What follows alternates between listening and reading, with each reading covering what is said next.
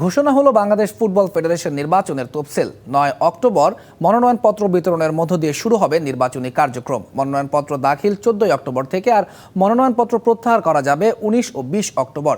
২৬ October নির্বাচন হবে hotel ইন্টারকন্টিনেন্টালে। ২৬ October বাফুফের নির্বাচন, তার ঘোষণা আগেই এসেছিল। তবে সেই নির্বাচনের আনুষ্ঠানিক প্রস্তুতি শুরু হলো সোমবার তফসিল ঘোষণার মধ্য দিয়ে।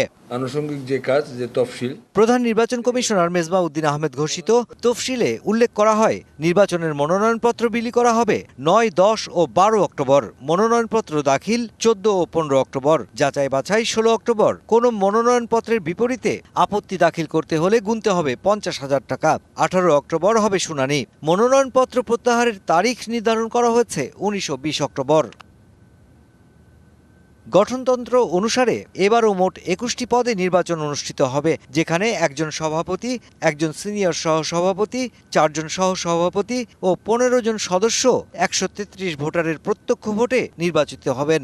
ব্যানার, ফেস্টুন, পোস্টার সম্বলিত যে কোনো প্রকার ভোটের প্রচারণা সম্পূর্ণভাবে নিষিদ্ধ থাকিবে।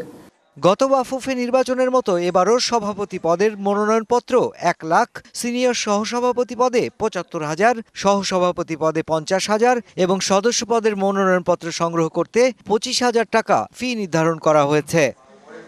শিয়া বাটার ও ভিটামিন ই সমৃদ্ধ lily glam beauty soap. Lily, always beautiful. নির্বাচনের অন্যান্য নিয়মে তেমন কোনো পরিবর্তন আসেনি। তবে পরিবর্তিত পরিস্থিতিতে বিদেশে অবস্থানরত কেউ প্রার্থী হতে চাইলে তার মনোনয়নপত্র জমা দেওয়ার সুনির্দিষ্ট পদ্ধতি এখনো নিশ্চিত নয় কমিশনের কাছে। এটা আমি জানি না, আমরা বসলে পরে কি সিদ্ধান্ত নেব। নর্মালি কোনো বাধা থাকার আমি কারণ দেখি না, যদি বৈধ পথে আসে।